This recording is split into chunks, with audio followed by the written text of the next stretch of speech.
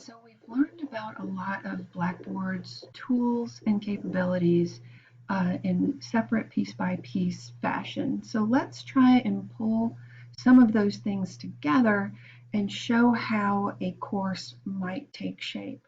So I'm going to show you week 3 of one of my summer courses. Now keep in mind I've been teaching this summer course for 3 summers now, and you will find also that the more you teach a course, the more content that you will build that you can transfer from one term to another term. So focus on some of the principles and policies and suggestions that I'm making, and not so much on the amount of resources necessarily that I have, because I have built this over several semesters. So let's take a look at week 3 for business communications summer course. So one thing you might notice is that I have turned off Blackboard's icons here. And the reason that I turned off their icons is because I am using my own graphics to communicate to students what this object actually is. Okay, and being consistent with those images is important. Now, the option to turn off, I'm in student preview mode now, so I can't demonstrate that, but right here, there would be a little drop down arrow, and you have the ability for icons only or text only, and I chose text only, and it made those Blackboard icons go away. And so then I took some time to pick out some graphics that I thought complemented each other and communicated something clearly. Still had a professional feel to it, but definitely brightened up my course a little bit. So at the top of every week, I have this note. This is just an item that lays out, as you can see, what the students can expect to cover this week. Students may read it or not, but at least it is there. It gives them some orientation. Now, after I do a virtual classroom, I come back later that day when the recording has finished rendering, and I put a hyperlink to the recording in this box. And then what I do week to week is just copy this one to this particular item, gets copied to the following week, and then I just update the dates and the hyperlinks to provide them access to those week's recordings. Notice that I've also kind of mentioned what it was that I covered on each individual day. So if a student is looking for assistance on one particular thing, they know which recording to go back and watch. Okay. Then I've got some videos that I've pulled from YouTube that relate to the skills that are going to be covered in this week. And in a moment, I'm going to show you an interesting way to use the YouTube videos. And remember, Blackboard calls them mashups. So I've got 2 videos here. And then I've got 2 learning modules here, and this is the icon that I have chosen to designate, to identify this is a learning module. And I also discuss here on the outside what the students will see on the inside, so that they know this isn't one thing, that this module contains 2 videos and an assignment. And this module contains textbook links and 3 assignments. So they're not caught off guard by what these items are. Then this particular course requires regular interaction with LinkedIn. And so I pulled down the LinkedIn icon and put it into this assignment so that they know that this is a LinkedIn assignment. I've used the text editor capabilities to describe to the students exactly how they should complete this, and used bullet points here to make sure that they understand the specific expectations for the assignment. I've also put in an image showing them what I expect them to do. In this one, they're supposed to look for a post from one of their influencers and share that post and add their own comment to it, not just share a post without comment. And so I describe exactly what they're supposed to do. They have an image here of what it is that they're looking for. There's another LinkedIn participation, again, another picture showing how they should use hashtags. And then at the end of every week, at the bottom of every weekly folder, I include this checklist. This is just another item with an image and then bulleted list of all of the activities, actual assignments, assessment items that are contained in that week. I also send out an email every Monday morning because my week goes Monday through Sunday. So every Monday I send an email to all of the students that includes an encouraging remark.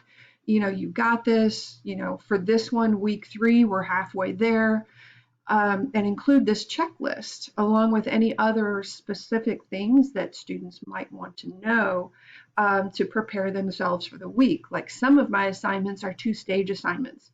You have to post something in the discussion board by Wednesday or by Thursday, and then Friday I will assign you a student to reply to. And the assignment is specifically set up so that it's easy for them to reply to each other. It's not just a comment. But I definitely point out those kinds of things, and be careful. There's a 2-stage assignment. Notice I'm giving due dates here for the LinkedIn posts, but there's a lot that is included in that weekly email that I highly recommend if we go to a hybrid or an online format, because it allows students to have something to expect. It's also helpful if you schedule a regular time or regular day to send an email. That way students recognize that if I didn't get an email from my professor on Monday, I should check my spam folder, my junk folder, to see if there was an email there. So if it works best if you can set up your routine so that students expect an email from you every single week on a particular day, even if it's not very detailed, even if it's just an encouraging remark for that week. That's fine. Is the key here is to get students used to checking their emails for messages from you. So this is just 1 week. Let me scroll up and show you one of the learning modules here. So this one has textbook links. I use Cengage for the course, and then 3 different assignments. So I'm going to click to open this up. Remember, learning modules have several components inside them, and it encourages students to go through it in sequence. You have the ability to turn on and off this table of contents when you set it up, but I recommend leaving the ability for students to navigate in case they don't finish everything. So here is their basic instruction for this learning module. Going to the next component. Okay, so positive messages. The click to launch here, this is actually a textbook link, as you see. The next item, and Blackboard is working on it.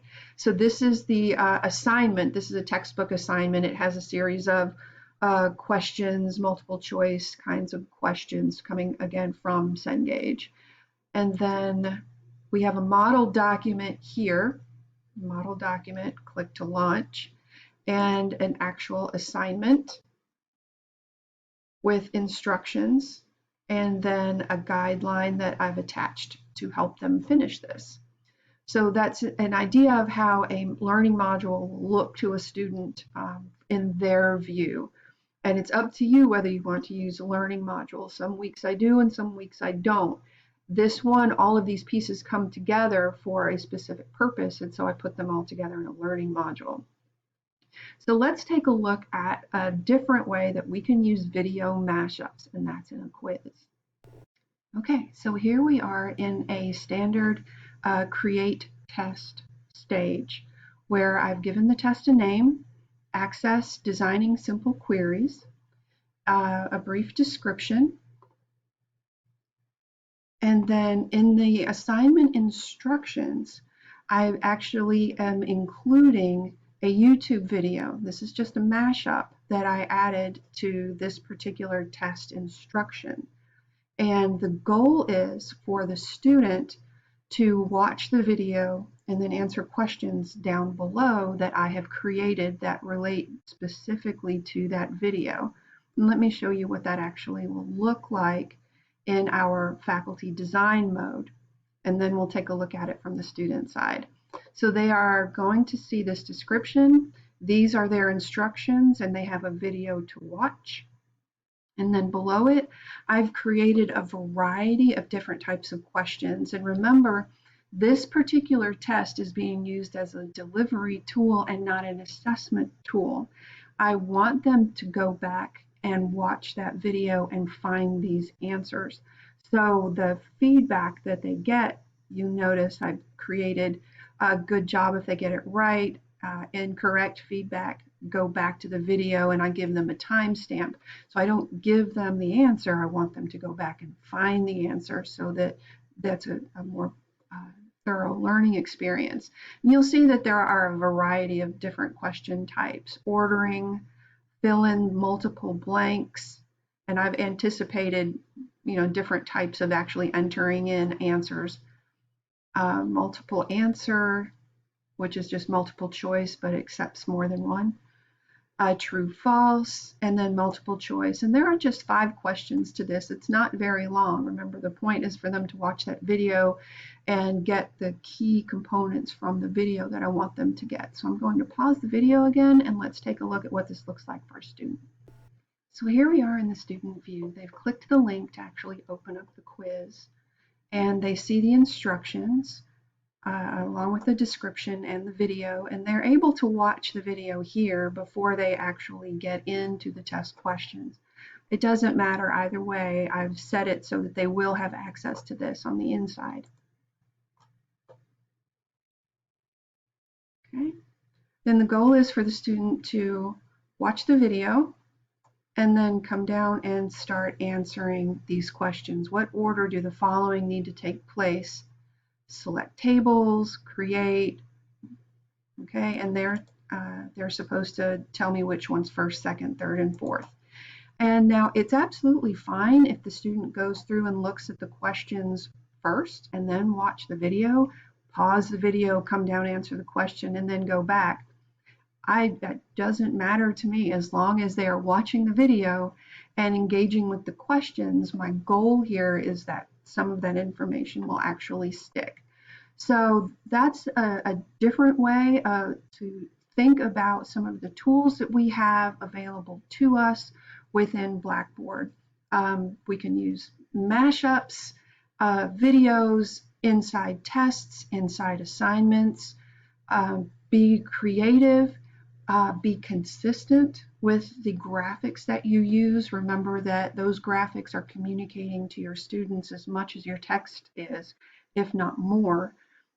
And always, always try and provide a variety of ways for students to get the content. Remember, in a hybrid or an online environment, they don't have easy access to us to explain things to them. So we need to go above and beyond and provide several different ways, avenues for them to actually get the content that we really want them to get. Okay, I hope this was useful to you. Good luck in creating your course.